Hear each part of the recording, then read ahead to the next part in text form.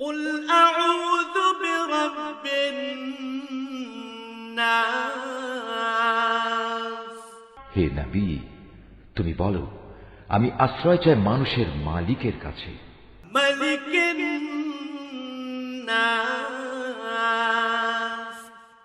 আমি আশ্রয় চাই মানুষের আসল বাদশাহর কাছে, إله الناس আমি আশ্রয় চাই মানুষের একমাত্র মাবুদের কাছে, من شر الوسواس الخناس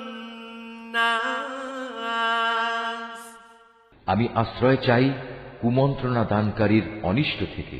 যে প্ররোচনা দিয়েই গা ঢাকা দেয়, الذي يوسوس في صدور الناس যে মানুষের অন্তরে কুমন্ত্রণা দেয়, من الجنة والناس জিনদের মধ্যে থেকে হোক বা মানুষদের মধ্যে থেকে হোক, তাদের অনিষ্টের হাত থেকে